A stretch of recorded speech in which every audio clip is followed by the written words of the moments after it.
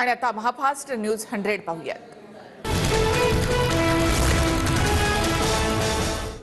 राज्यामध्ये फडणवीस अकार्यक्षम आणि अपयशी गृहमंत्री, जनता गृहमंत्र्यांचा राजीनामा मागते।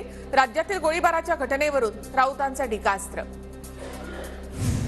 एखाद्या गाडीखाली श्वान जरी आला तरी गृहमंत्र्यांचा राजीनामा मागतील, यामध्ये काही आश्चर्य वाटण्यासारखं नाही। विरोधकांच्या राजीनाम्याच्या मागणीवर फडणवीसांची प्रतिक्रिया।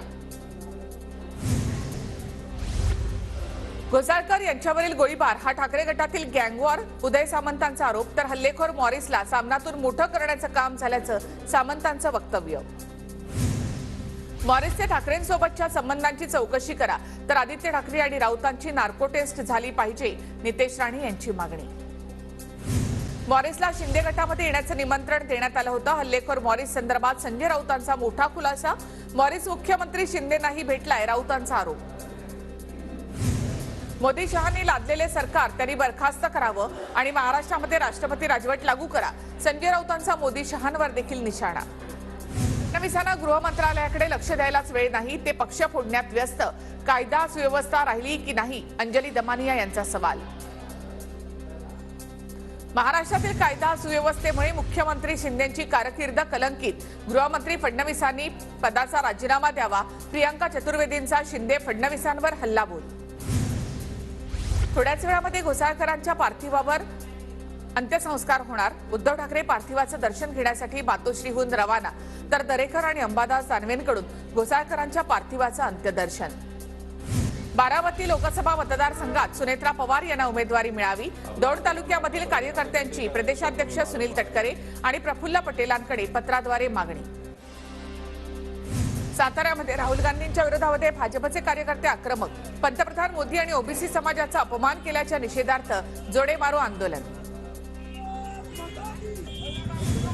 शिंदेंच्या वाढदिवसाच्या निमित्तानं कल्याण डोंबिवलीमध्ये बॅनरबाजी। सुपरस्टारच्या होर्डिंग प्रमाणे मुख्यमंत्री एकनाथ शिंदे यांचे south style poster.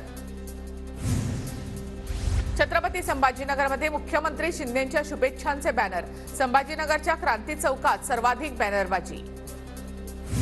Shiv Sena Madha Lok Sabha संपर्क प्रमुख संजय कोकाटे शरद पवार गटामध्ये प्रवेश करण्याची शक्यता। संजय कोकाटेंनी जयंत पाटलांची भेट घेतल्यानं चर्चेला उधाण।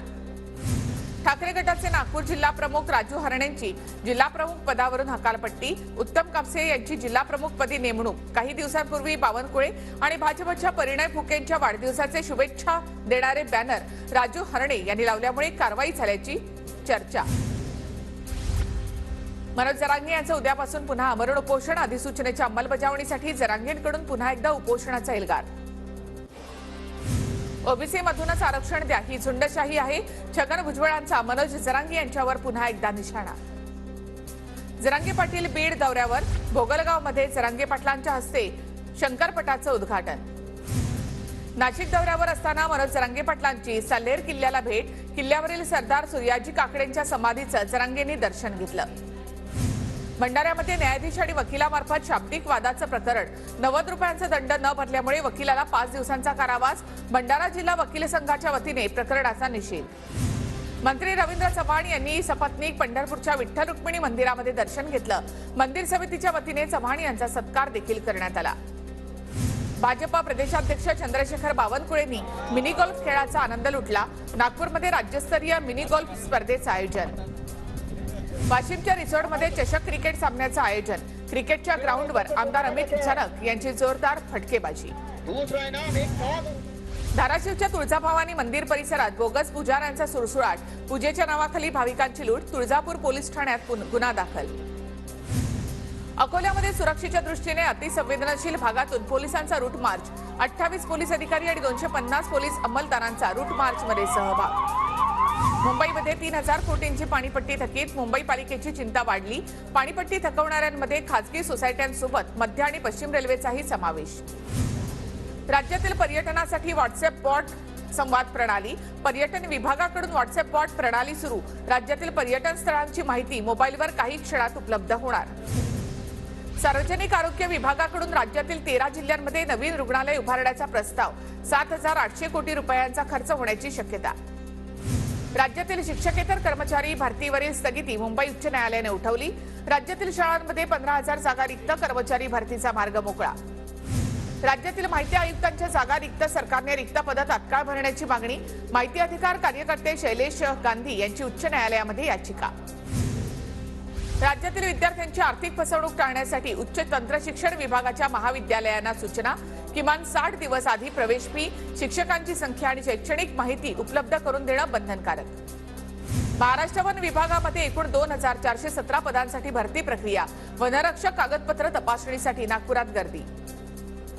मुंबईतील वृत्तपत्र विक्रेत्यांवर कारवाई करू नये, पालिका प्रशासनाच्या यंत्रणांना सूचना. अटल सेतूवरून लवकरच बेस्टचा बस प्रवास होणार. सर्वसामान्यांना परवडणाऱ्या दरामध्ये अटल सेतूवरून प्रवास करता येणार. अटल सेतूवरून बस सेवा सुरू करण्याचा बेस्ट प्रशासनाचा विचार सुरू. मुंबई अहमदाबाद बुलेट प्रकल्पाला वेग. वांद्रे कुर्ला संकुल स्थानकासाठीचं भूसंपादन पूर्ण. स्थानक उभारणीच्या कामाला वेग. आता मुंबई आणि पुण्याहून शेगावला जाण्यासाठी वंदे भारत एक्सप्रेसची सुविधा देण्याची शक्यता. वंदे भारतसाठी मध्य रेल्वेनं मागवला अधिसूचनेचा प्रस्ताव. ठाणेकरांना डबल डेकर बसची सुविधा मिळणार. टीएमटी प्रशासनाकडून अर्थसंकल्पामध्ये डबल डेकर बसची सुविधा देण्याची घोषणा.